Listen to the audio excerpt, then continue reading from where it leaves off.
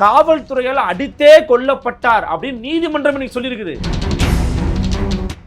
நல்லா போனான்றாங்க அவங்க அம்மா. நல்லா போனா என் பையன், ஏழவும் நல்லா தான் பேசிக்கிட்டு இருந்தான், போனமா வரானேன்றாங்க. இல்லீகல் கஸ்டடி இது வந்து பாத்தீங்கன்னா இல்லீகல். அதனாலதான் காவல் சித்திரவதைன்னு சொல்றோம், காவல் விசாரணை மரணங்கள்னு சொல்றோம். சாதாரணமா ஒரு 5 பேரை கூட்டு போய் அடின்னு அடிச்சே கொண்டிருக்கிறாங்க. இதனால இது என்ன நடந்துகிட்டு இருக்கு? நீதிமன்றம் வந்து கேவலமா காரி துப்பாத குறையா கேட்டுக்கிட்டு இருக்காங்க. காவல்துறையை பார்த்து சஸ்பெண்ட் பண்ணதை பெருமையா பேசிக்கிட்டு இருக்கீங்க.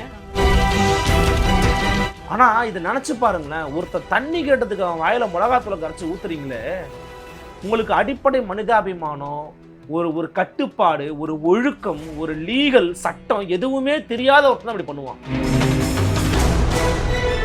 நியாயத்தின் பக்கம் நிற்பதுதான் அறம், எளிய மக்களின் பக்கம் நிற்பதுதான் அறம், பாதிக்கப்பட்டவர்கள் பக்கம் நிற்பதுதான் அறம் என்றால் இதுதான் திமுகவினர் அறமா?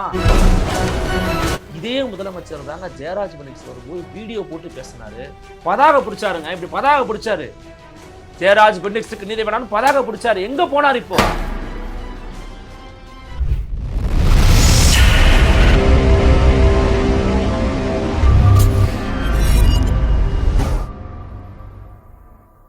FT பாலிடிக்ஸ் நேயர்களுக்கு வணக்கம். இன்னைக்கு நம்ம கூட ஊடகவியலாளர் அருள்மொழிவர்மன் சார் இருக்காரு, அவரோட பேசுவோம். வணக்கம் சார். வணக்கம். எப்படி இருக்கீங்க சார்? நல்லா இருக்கீங்களா? ரொம்ப நல்லா இருக்கேன் சார்.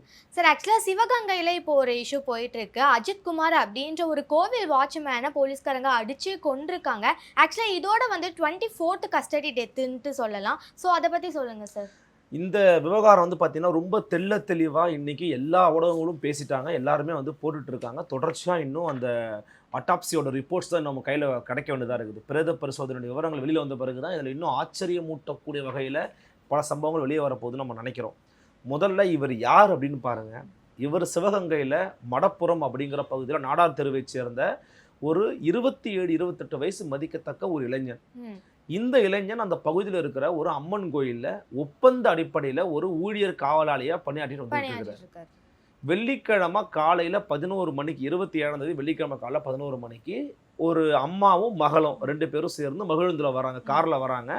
அப்போ வந்து நிப்பாட்டும் போது, தம்பி இந்தாப்பா சாவி இந்த, அவங்க வந்து ஒரு மாற்றுத்திறனாளியுமே கூட, அவங்களுக்கு உதவி பண்ணியிருக்கிறாரு இந்த தம்பி. யார்? அஜித் குமாருங்கிற தம்பி உதவி பண்ணியிருக்கிறாரு. அவருக்கு வாகனங்கள் எடுத்து கொடுக்குற மாதிரி பண்ணியிருக்கிறாங்க. அப்போ சாவியை கொடுத்த போது எனக்கு கார் ஓட்ட தெரியாதமான்னு சொல்லியிருக்கிறாரு. இன்னும் 2-3 பேரை கூப்பிட்டுருக்காங்க. அப்போ அதில் இருக்கிற ஒரு ஊழியர் வந்து நான் போய் வரேன்னு போய் விட்டு வந்திருக்கிறாருமா. இதான் நடந்த சம்பவம். 12 மணிக்கு மேலே அவங்க வந்திருக்கிறாங்க, கார் எடுத்து வீட்டுக்கு போயிட்டாங்க. வீட்டுக்கு போகும்போது பர்ஸில் வச்சிருந்த 2000 ரூபாய் ரொக்க பணமும் 10 பவுன் நகையும் காணும் அப்படின்னு அவங்க பார்க்குறாங்க. ஆனால் இதற்கு முன்பாகவே, கோவில் வருவதற்கு முன்பாகவே ஒரு இன்னொரு இடத்துக்கு போயிருக்காங்க. அது என்னன்னு பார்த்தீங்கன்னா ஸ்கேன் எடுக்க போயிருக்காங்க.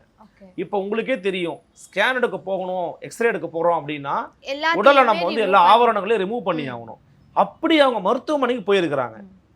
இப்போ மருத்துவமனைக்கு போய் அங்கேயே அதை கழட்டி அதை பைக்குள்ளே வச்சுருப்பாங்கல்ல, அதை ஏன் அவங்க எங்கே வேணால் மிஸ் பண்ணியிருக்கலாமே, அது அங்கே தான் மிஸ் பண்ணணும்னு அவசியமும் இல்லை. அப்போது நம்ம இப்போ நமக்கே ஒரு டவுட் எழுதுனா, விசாரிக்கும் நீங்கள் எவ்வளோ டவுட் எழுது நீங்கள் விசாரிக்கணும். ஆனால் அவங்க போய் புகார் கொடுக்குறாங்க திருப்புவனத்தில். கொடுத்த சில மணி நேரங்கள்லேயே வேலை பார்த்து சாயங்காலம் 7 மணிக்கு 8 மணிக்கு 6 to 8க்குள்ளே அந்த 5 பேரையும் பிடிக்கிறாங்கம்மா. வித் ஹெல்ப் ஆஃப் த கோயிலில் இருக்கிற நிர்வாகிகளும் வந்து இவங்க தாங்க இருந்தாங்க, காவலாளியாக இருந்தாங்க, கூட்டிகிட்டு போங்கன்னு சொல்லி விட்டுட்டாங்க. இப்போ அப்படி கூட்டு போனவங்களை இப்போ நீங்கள் வந்து ஒரு குற்றம் பண்ணியிருக்கிறீங்க, உங்கள் மேலே ஒரு புகார் தெரிவிக்கிறாங்கன்னா, உங்களை வந்து விசாரிக்கணும் அப்படின்னா உங்களை அழைச்சிட்டு போய் உங்கள் பேரில் FIR பதிவு பண்ணி உங்கள் பேரில் ரிமாண்ட் பண்ணணும் அப்படிங்கிற மாதிரி எழுதி விசாரிக்கணுமா. இதாம்மா ப்ராப்பரான இன்வெஸ்டிகேஷன், இதான் லீகலான விவகாரம். ஆனால் இவங்க என்ன பண்ணியிருக்கிறாங்க, அந்த 5 பேரையும் கூட்டிகிட்டு போய் இதில் விசாரணை அதிகாரிகளாக ஈடுபட்டவங்களுடைய பேரை சொல்கிறேன், இவங்க எல்லாரையுமே இப்போ வந்து பார்த்தீங்கன்னா சஸ்பெண்ட் பண்ணிட்டாங்க. அதில் வந்து ராஜா, சங்கர மணிகண்டன், ராமச்சந்திரன், பிரபு, ஆனந்த், அப்புறம் ஹெட் கான்ஸ்டபிள் கண்ணன், இவங்கள இப்போ எல்லாரையும் சஸ்பெண்ட் பண்ணிட்டாங்க. இப்போ விவகாரம் என்னன்னா, இவங்க எல்லாரும் என்ன பண்ணியிருக்கிறாங்கன்னா, 5 பேரை கூட்டு போய் ஒருத்தரை மாட்டுக்கொட்டைக்கு பின்னாடி, ஒருத்தரை ஒரு பஸ் ஸ்டாப்புக்கு பின்னாடி, இன்னொருத்தரை ஏரிக்கரைக்கு பின்னாடி, இன்னொருத்தரை அந்த மாணவர் விடுதிக்கு பின்னாடி, இப்படின்னு பல்வேறு இடங்களில் வச்சு வெள்ளிக்கிழமை சாயங்காலம் நைட்டுக்கு மேலே அடிக்க ஆரம்பித்தவங்க சனிக்கிழமை சாயங்காலம் வரைக்கும் அடிச்சுக்கிட்டே இருந்திருக்கிறாங்க. இதில் வந்து பார்த்தீங்கன்னா எந்த விதமான குற்ற பின்னணியும் இல்லாத, எந்த தவறான விடயங்களும் இதற்கும் செய்தே இருக்காத இந்த அஜித் குமார் அப்படில இளைஞர் மற்றும் அவருடைய தம்பி நவீன்குமாரே கூட்டு எதுக்குப்பா கூட்டு போனாங்கன்னா எங்கள் அண்ணனை கூட்டு போனாங்க, என்னை இழுத்துட்டு போயிட்டாங்க அப்படின்னு சொல்லி அந்த தம்பி சொல்கிற பேட்டிலாம் கொடுத்துருக்காரு. நம்ம பார்த்தோம். இவர் முன்னாடி அவர் அடிச்சிருக்கிறாங்க, அவர் முன்னாடி இவர் அடிச்சிருக்கிறாங்க. அடியில் வலி தாங்க முடியாம என்ன பண்ணியிருக்கிறான், ஒரு கடத்துக்கு மேலே அவர் என்ன சொல்லியிருக்கிறார், அஜித்குமார் எங்க இந்த கோயில் பின்னாடி தாங்க வச்சிருக்கிறேன்னு சொல்லியிருக்கிறாரு. அதை நம்பி இவங்க கோயில் பின்னாடி போய் பார்க்குறாங்க. அங்கே போன பேர் என்ன சொல்கிறாங்க, நான் சும்மா சொன்னேங்க, ஏன்னா எங்களால் வலி தாங்க முடியல, நீங்கள் அடிக்கிற வழியை தாங்க முடியல, இங்கே வந்து அங்கே ஆளுங்க இருப்பாங்கன்னு பார்த்தா யாருமே இல்லை, பொய்யாடா சொல்கிற, உண்மையை ஒத்துக்கடா, நீ தானே திருன்னு ஒத்துக்கடான்னு சொல்லி திருப்பி அவர் தலை மேலே ஒருத்தர் காலை வச்சிருக்கிறாரு, அவர் கால் மேலே ஒருத்தர் காலை வச்சிருக்கிறாரு. தடி எடுத்து அடிச்சுக்கிட்டே இருந்திருக்கிறாங்க வயிற்றுல. உங்களுக்கு கிட்னி பகுதி இருக்குது, அவர் கிட்னி பகுதியில் வந்து ரத்தம் கசிவு, சிறுநீர் வந்து ரத்தம் கசிவு வந்து வெளியாயிருக்குது. ஐயோ ரத்தம் கசியுதே அப்படின்ன உடனே என்ன பண்ணி, அதுக்கு முன்னாடி இன்னொரு சம்பவம் நடந்திருக்குது. தண்ணி கேட்டிருக்கான் அந்த பையன், அதுல மிளகாத்தூள் கலந்து அவரோட வாயில வந்துட்டு ஊத்தி. நீங்க ஒரு அடிப்படை மனிதாபிமானம் இருக்கிறவன் அதை பண்ணுவானாங்க? அந்த போலீஸ்காரன் வீட்டில் இருக்கிற, இதை நான் சொல்லக்கூடாது இதனால சொல்கிறேன், அந்த போலீஸ்காரன் வீட்டில் இருக்கிறவங்க யாராவது அவங்க மனைவியோ அவங்க குழந்தைகளோ தண்ணி கேட்டு, ஏண்டா உங்கள் அப்பா என்னெல்லாம் பண்ணியிருக்கிறாரு, உனக்கு தண்ணி ஆடா வேணும்னு தலைகீழ நிற்க வச்சு அவன் வாயில் மிளகாத்தூளை அப்பி ஊற்றினா எப்படி இருக்கும்? இதெல்லாம் நடக்கக்கூடாது. ஆனால் இது நினச்சி பாருங்களேன், ஒருத்தர் தண்ணி கேட்டதுக்கு அவன் வாயில் மிளகாத்தூளை கரைச்சி ஊற்றுறீங்களே, உங்களுக்கு அடிப்படை மனிதாபிமானம், ஒரு கட்டுப்பாடு, ஒரு ஒழுக்கம், ஒரு லீகல் சட்டம் எதுவுமே தெரியாத ஒருத்தன் அப்படி பண்ணுவான். ஒன்று எஃப்ஐஆர் பதிவு பண்ணியிருக்கணும், இல்லை விசாரிச்சிருக்கணும், இல்லை அவனை சர்ச் பண்ணியிருக்கணும், அவன் வீட்டுக்கு போய் சர்ச் பண்ணியிருக்கணும். இவ்வளவு விஷயங்கள் இருக்குது. எல்லாத்தையும் விட்டு 24 மணி நேரமும் அவன் நடிச்சிருக்காங்க. அப்போ ஒரு கட்டத்தில் என்ன ஆயிருக்குன்னா, அவருக்கு வந்து சிறுநீரகத்தின் வழியாக ரத்த கசிவு ஏற்பட்டிருக்குது. மயக்கம் போட்டு விழுந்துட்டாங்க தம்பி. உடனே அங்கே வந்து ஒரு ஆட்டோவை பிடிச்சி தனியார் மருத்துவமனை கொண்டு போயிருக்கிறாங்க. நாங்கள் எல்லாம் இங்கே பார்க்க மாட்டாங்க, தனியார் மருத்துவமனைலாம் பார்க்க முடியாது அப்படின்னு சொல்லி அவர் அனுப்பிடுறாங்க. அப்புறம் அரசு மருத்துவமனை கொண்டு போய் கொடுத்தா ஹீஸ் brought டெட், கொண்டு வரும்போது செத்து போயிட்டார் அவர் அப்படின்ட்டாங்க. அப்புறம் மதுரை ராஜாஜி அரசு மருத்துவமனை கொண்டு போகிறாங்க, அட்டாப்சிக்கு கொடுத்துருக்குறாங்க. இன்றைக்கி கடந்த தகவலின் அடிப்படையில் தி நியூஸ் மினிட் தமிழ் கூட போட்டுருக்குறாங்க. 15 இடங்களில் படுகாயம், புறத்தில் சொல்கிறேன், அவுட் சைட் ஆஃப் த பாடியில் மட்டுமே 15 இடத்துல படுகாயம் நடந்திருக்குது. இன்னும் உள்ளுக்குள்ளே எவ்வளோ காயம் இருக்கும் அப்படிங்கிறது முழுமையாக வெளியே வந்தால் ரிப்போர்ட் வந்தால் தான் தெரியும். அப்போது இந்த மாதிரி ஒரு ஸ்பெஷல் போலீஸ் டீம்னு சொல்லியிருக்கிறாங்க. ஸ்பெஷல் போலீஸ் டீமை வச்சு அடிச்சிருக்கிறாங்கிறத ரிப்போர்ட் சொல்லுது.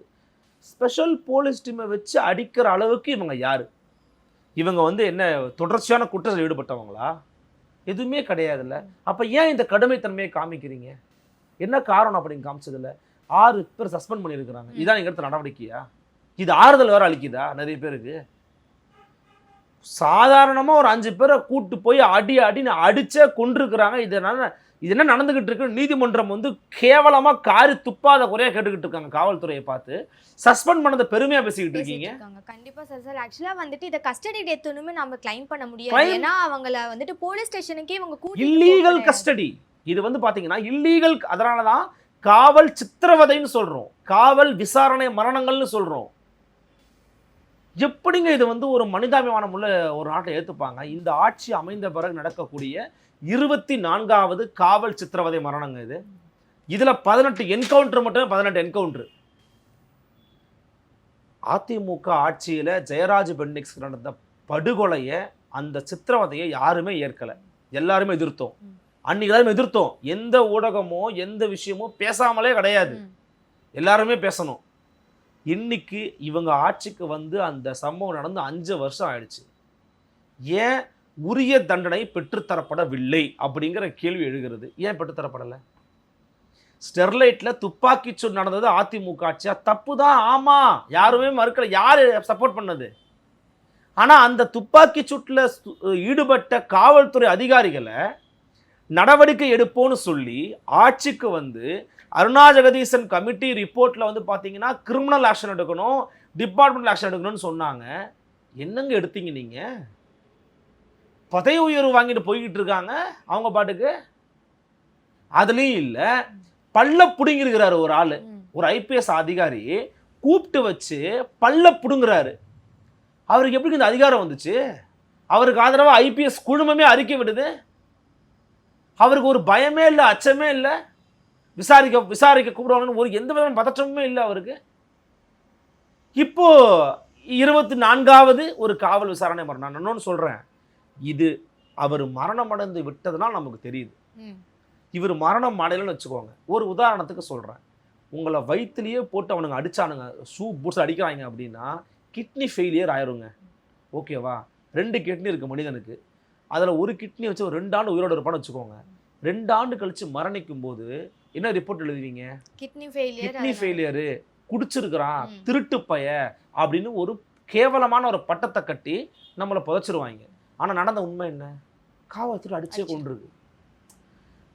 இப்போ கஸ்டடியல் டார்ச்சரில் நம்ம கவனிக்க வேண்டிய ஒரு இடமும் இதுதான். இவங்க எப்படி பிளான் பண்ணி அடிக்கிறாங்க, பிளான் பண்ணி இந்த விவகாரத்தை பண்ணுறாங்கங்கிறத புரிஞ்சுக்கிட்டோம் அப்படின்னா இதில் நடக்கிற எல்லா சமமும் நமக்கு தெளிவாக புரியும். அப்போ இது யாருக்கு உண்மையிலேயே புரிஞ்சிருக்கணும்னு நினைக்கிறீங்க? இதில் இன்னொரு கொடுமை நடந்திருக்கு. அந்த கொடுமையை நம்ம பதிவு பண்ணோம். ஏன்னா இது நிறைய பேர் இந்த விஷயத்த வந்து சொல்கிறது கிடையாது வெளியில். இன்னைக்கு தினமணியில் வந்திருக்கிற செய்தி, எல்லாருமே பதிவு பண்ணிட்டாங்க. ஏன்னா என்ன ஆதாரம்னு கேட்பாங்க, அதனால் சொல்கிறேன். அஜித்குமாரின் உடல் கூராய்வு நீதிபதி விசாரணைக்காக அஜித்குமாரின் தாய் சகோதரரை திமுக கொடிகட்டிய காரில் போலீசார் கூட்டிச் செல்ல முயன்றனர். பாதிக்கப்பட்ட குடும்பத்தின் உறுப்பினர்களை காவல்துறையினுடைய நீதிபதியினுடைய விசாரணைக்காக கூட்டிட்டு போகும்போது, எதுக்கு சார் திமுக கொடி பொருத்திய காரு? உங்களுடைய ஆட்சியின் மேலதான் குற்றச்சாட்டு இருக்குது. உங்க கட்சிக்காரங்க வந்து அங்க வந்து காம்பன்சேஷன் பேசிக்கிட்டு இருக்காங்க. உங்க கூட நான் வந்தேன்னா எனக்கு என்ன நடக்கும்? லேட்டன் பயஸ் சார், இது ஒரு சார்புத்தன்மை இருக்குது. அப்ப வர முடியாது. அப்போ அந்த பகுதியில் இருந்த நாம் தமிழர் கட்சி, அதிமுக காரரு, sitting MLA I think so Thiru Senthilnathan, இவங்களாம் வந்து பார்த்தீங்கன்னா போராட்டம் பண்ணியிருக்கிறாங்க. எப்படிங்க இதை நீங்கள் பண்ணலாம் அப்படின்னு. அதன் பிறகு ஏற்பட்ட தள்ளுமுள்ளு வாக்குவாதம். இந்த வாக்குவாதம் சுவாரஸ்யமான விஷயம் இருக்குன்னு சொல்லவா? இந்த சம்பந்தப்பட்ட காவல்துறை அதிகாரிகள் மேலே நீங்கள் கொலை வழக்கு பதிவு பண்ணணும்னு கேட்டிருக்காங்க. லோக்கலில் அதிமுக காரங்க கேட்டிருக்காங்க, என்டிகே கேட்டிருக்காங்க. ஆனால் திமுக காரங்க கொலை வழக்கெல்லாம் போடக்கூடாதுன்னு சொல்லி அவங்க வாதம் பண்ணியிருக்கிறாங்க. நியாயத்தின் பக்கம் நிற்பது தான் அறம், எளிய மக்களின் பக்கம் நிற்பது தான் அறம், பாதிக்கப்பட்டவர்கள் பக்கம் நிற்பதுதான் அறம் என்றால் இதுதான் திமுகவினர் அறமா? நினைச்சு பாருங்க. எப்படிங்க வந்து அடிச்சு சாகடிச்ச இந்த போலீஸ் பக்கம் உங்களால் நிற்க முடியுது? அவங்களுக்கு குடும்பம் இருக்குல்லங்க, அவங்களுக்கும் இருக்குன்னா அப்ப என்ன அர்த்தம்? அப்ப நீங்க அதிகார வர்க்கத்தின் பக்கம். எனக்கு என்ன சந்தேகமா இருக்குதுன்னா, ஆளுங்கட்சியின் அடியாள் படை தான் காவல்துறையா, இல்ல காவல்துறையின் அடியாள் படை தான் ஆளுங்கட்சிக்காரங்களா? என்னன்னு புரியல. 2 பேருமே காப்பாத்திக்கிறாங்க. சென்னையில ஏதோ ஒரு சிறுவன் கடத்தல் வழக்குல ஒரு காவல்துறை அதிகாரியோட ஜீப் பயன்படுத்தியிருக்கான், அது தெரியலங்கிறாங்க. இன்னொரு இடத்துல கட்சிக்காரனுடைய கார்ல காவல்துறையால் அடித்தே கொல்லப்பட்டார் அப்படின்னு நீதிமன்றம் இன்னைக்கு சொல்லியிருக்குது. நீதிபதி பேசியிருக்கிறாரு, என்ன அடிச்சே கொண்டிருக்கீங்க அப்படின்னு. அப்ப அப்படி அடிச்சே கொண்டவங்களுடைய குடும்பத்தை திமுகவுடைய கார்ல கொண்டு போறீங்களா? என்ன அர்த்தம் இது? அப்ப இதெல்லாம் வந்து உரிமை மீறல் கிடையாதா? கண்டிப்பா. இந்த விஷயத்தெல்லாம் யாரும் கவனிக்கணும்.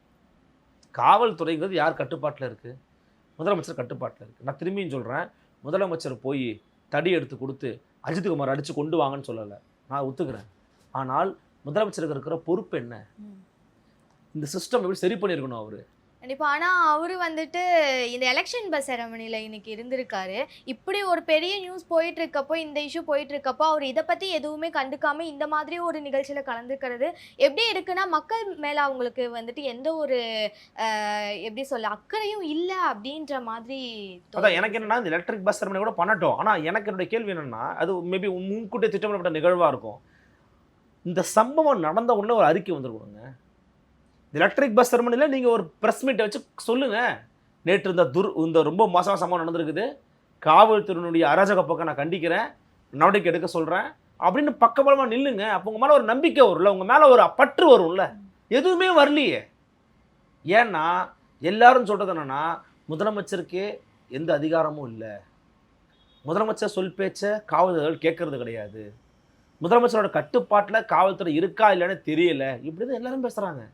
நீங்கள் எடுத்து பாருங்க, திமுகவை பல இடங்களில் ஆதரிக்கக்கூடிய பல நபர்கள் கூட காவல்துறை விவகாரத்தில் திமுக எதிராக தான் இருக்கிறாங்க. ஏன்னா ஆட்சியாளர்கள் மேலே அதிகாரிகளுக்கு பயம் இல்லை.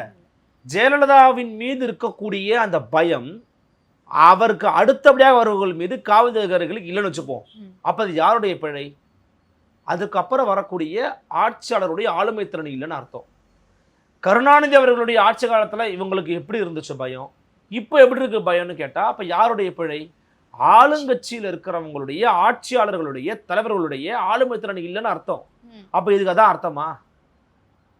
அப்போ எடுத்துக்கலாமா? அப்போ நம்ம அப்போது களை எடுக்க வேண்டிய வேலையை ஸ்டாலின் அவர்கள் இப்போ துவங்கலை அப்படின்னா, இந்த காவல்துறை அடிக்கடி ஒரு வார்த்தையை சொல்லுவாங்க, இதை ஐயா கலைஞர் தான் சொன்னதுன்னு நினைக்கிறேன், காவல்துறைக்கு ஈரல் அழுகி விட்டதுன்னு சொல்லுவாங்க.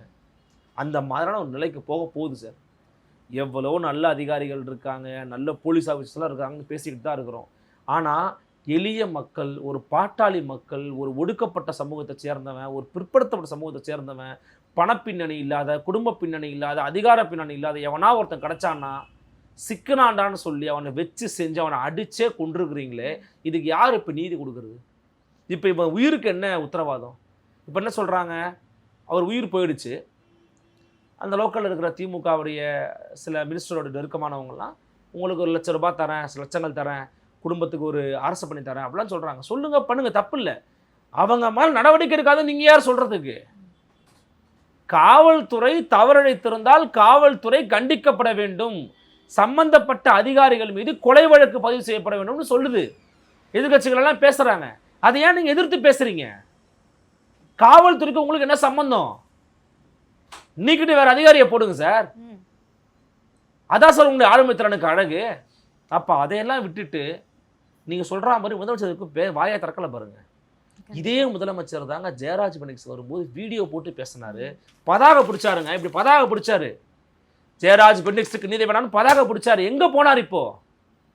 நீங்கள் பதாக கூட பிடிக்க தேவையில்ல சார். ஒரு வார்த்தை காவல்துறைக்கு நான் கண்டிக்கிறேன், ஒரு வீடியோ ஒன்று போடுங்க. எல்லாமே வீடியோவில் போடுறீங்களா? ஒரு வீடியோ ஒன்று போடுங்க, யூடியூப்பில் வீடியோ போடுங்க. காவல்துறை கண்ணியமாக நடந்துக்கணும். விசாரிக்க அழைத்து வரக்கூடிய விசாரணை கைதிகள்கிட்ட இந்த மாதிரி எல்லை மீறக்கூடாது. ஒரு வீடியோ போடுங்க சார். ஏன் சார் போட மறுக்கிறீங்க? அதிமுக பேசிட்டாங்க, பாமக பேசிட்டாங்க, நாம் தமிழ் கட்சி பேசிடுச்சு, பிஜேபி பேசுகிறாங்க, எல்லாரும் அறிக்கை விட்டாங்க. ஒரே ஒரு பதில் அறிக்கை நீங்கள் கொடுக்கக்கூடாது. ஆனால் ஒன்று சொல்லிடுறாரு. என்ன சொல்கிறாரு? எதிர்கட்சிகள் எல்லாம் இப்படித்தான் அரசியல் செய்வார்கள்னு நீங்கள் தான் சொன்னீங்க. எதிர்கட்சினா அரசியல் செய்வாங்க, அவியலா செய்வாங்க, நீங்கள் தான் கேட்டீங்க. ஆனால் அரசியல் அவங்க பண்ணுறாங்க. ஏங்க லோக்கலில் போய் பார்த்தா நேற்று எதிர்கட்சிகள்லாம் அங்கே களத்தில் இல்லைன்னா இந்த சம்பவம் வெளியிலே வந்திருக்காது போல் இருக்குங்க. நினச்சி பாருங்க, சாதாரண விஷயமாங்க இது. அவருக்கு எந்த விதமான கெட்ட பழக்கங்களும் கிடையாது. அவர் உடல் ரொம்ப ஆரோக்கியமாக இருந்திருக்கிறாரு, எந்த குற்ற பின்னணியும் கிடையாது. இப்படிப்பட்ட ஒரு பையனை இவங்க அடிச்சே கொண்டிருக்கிறாங்களே, இது சரியா? அதே மாதிரி தான் விக்னேஷ்னு ஒரு பையன் சென்னையில் குதிரை ஓட்டுற பையன் நினைக்கிறேன், அவனை கொன்றாங்க. கடைசியில் வைத்த வலி வாந்தி வலின்னு சொல்லி அவனை இழுத்து மூட்டாங்க. எல்லாமே கஸ்டடியல் டெத்து தான். அப்போது கஸ்டடியல் டார்ச்சரை உடைக்கணும், இந்த விஷயத்தை சரி பண்ணணும் அப்படின்னா முதலமைச்சர் சாட்டையை சோற்ற வேலை நடக்காது. முதலமைச்சர் அவர்கள் சாட்டையை சுற்றி ஒட்டுமொத்தமாக அந்த போலீஸ் சிஸ்டம்குள்ளே இருக்கக்கூடிய விஷயங்கள்லாம் தன்மையப்படுத்தி அதிகாரத்தை எங்கிட்ட தான் போகணும், நான் சொல்கிறதா நடக்கணும் அப்படின்னு சொல்லாமல் இது மாறவே மாறாதுங்க. சார் ஆக்சுவலாக சவுக்கு சங்கர் அவர் நேற்று ஒரு இமேஜ் போட்டிருந்தாரு. அதில் போலீஸ்காரங்க அஜித்குமாரை அடித்த பைப்பு இருந்துச்சு. அண்ட் அந்த இடத்த போலீஸ் அரவுண்ட் பண்ணி இப்போ சஸ்பெண்ட் பண்ணியிருக்காங்க. அப்படின்னாலும் இது ஃபர்ஸ்ட் டைம் கிடையாது. நம்ம எல்லாத்துக்கும் தெரிஞ்ச மாதிரி 24வது கஸ்டடி டெத் அப்படின்னு இருக்கப்போ ஒரு போலீஸ் பண்ண குற்றத்தை இன்னொரு போலீஸை விசாரிக்கும் போது நமக்கு சரியான நீதி கிடைச்சிருமா? அதுக்கு என்ன பண்ணணும்னா, இப்போ லோக்கல் எஸ்பி தூக்கிட்டு வேற ஒரு எஸ்பி தலைமையில் அங்கே போடணும், இதை சிபிசிஐடிக்கு மாற்றணும். அந்த மாதிரி மாத்திரா தான் நீங்கள் சொல்ல சரியான நீதி கிடைக்கும். அப்படி இல்லைன்னு வச்சுக்கோங்களேன், லோக்கலில் இருக்கிற போலீஸு தான் காப்பாற்ற வேலை பார்ப்பாங்க.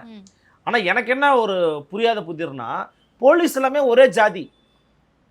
இவங்க என்ன பண்ணுவாங்கன்னா எல்லாருமே ஒருத்தர் காப்பாற்றிப்பாங்க. அப்படி போயிடுமோன்னு வாய்ப்பு இருக்குன்னா சில பேர் சிபிசிஐடி கேட்குறாங்க. சிபிசிஐடி விட்டுருங்க, அவங்க என்ன பண்ணுறாங்கன்னு பார்ப்போம். நம்பிக்கையில்லாத தான் சிபிசிஐடி கேட்குறோம். சிபிஐ போனால் அது தேவையில்லை, ஏன்னா சிபிஐ ஒரு நடுவன் துறையாக இருக்குது, அது இங்கே பண்ணுறதுக்கு எதுவும் வேலை இல்லை, அவங்க பண்ணல ரொம்ப லேட்டாக ஆகுறாங்க, சிபிசிஐடி கொடுங்க. ஏங்க ஒருத்தர் உயிரை ஒருத்தர் அடிச்சே கொண்டிருக்காங்கன்னு சொல்கிறோம், இவ்வளோ தூரம் பேசுகிறோம். ஒரு அறிக்கை, ஒரு கண்டன அறிக்கை கூட வேணாங்க. ஒரு விவரம், இந்த மாதிரி நடந்துருச்சு, துரதிருஷ்டவசமான ஒரு சம்பவம் என் கவனத்துக்கு வந்திருக்குது, நான் சரி பண்ணுறதுக்கப்புறம் ஒரு வார்த்தை, ஒரு ஆறுதல், ஒரு பற்று கரம் பிடிக்கணுமா இல்லையா? ஒருத்தனை பாதிக்கப்படும் போது நீங்கள் அதை பண்ணாமல் இந்த ஆட்சிக்கு வந்து மென்மேலும் இது வந்து ஒரு கரும்புள்ளியாக மாறுது.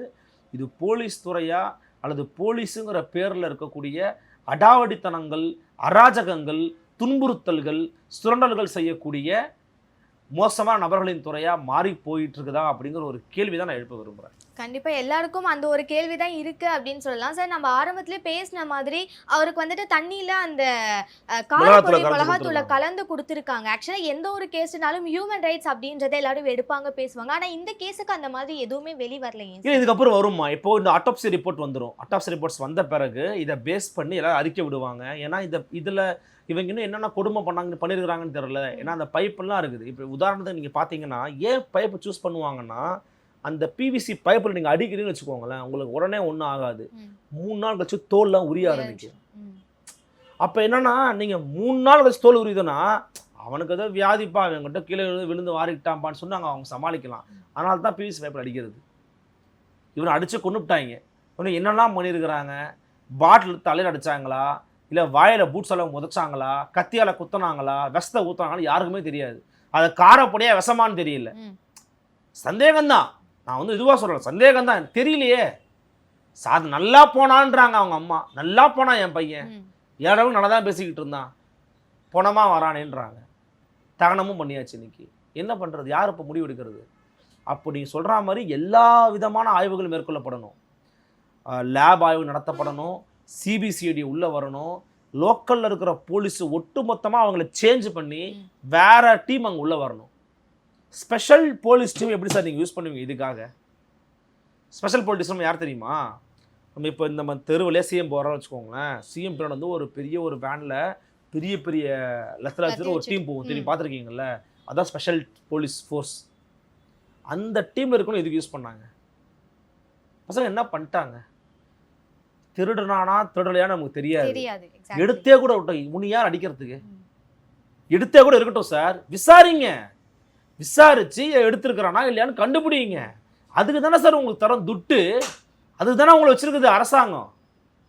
காவல்துறையை ஒட்டுமொத்தமாக இங்கே யாரும் பழிக்கிறதுலாம் கிடையாது.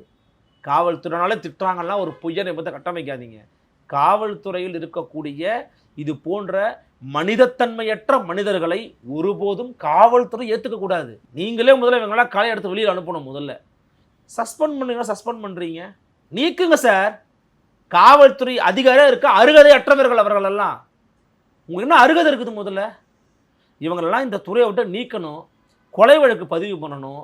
இவங்களை தூக்கி ஜெயிலில் போட்டால் மட்டும்தான் 4 பேர் இந்த காவல்துறை அதிகாரிகளுக்கு இது மாதிரிலாம் பண்ணணுன்ற எண்ணம் வரும். அப்படி இல்லைன்னு வச்சுக்கோங்க, இது தொடர்கதையாக மாறும். சார், எல்லாரோட ஒரு கருத்து இதாக தான் இருக்குது. இதுக்கு மேலே இந்த மாதிரி ஒரு விஷயம் நடக்கக்கூடாது அப்படின்றது தான். அண்ட் அஜித்குமாருக்கும் நல்ல ஒரு நீதி கிடைக்கணும் அப்படின்றத எல்லாரோட வேண்டுகோளாக இருக்கும். நிறைய தகவல்களை சொல்லியிருக்கீங்க சார், ரொம்ப நன்றி. நன்றிம்மா, நன்றி.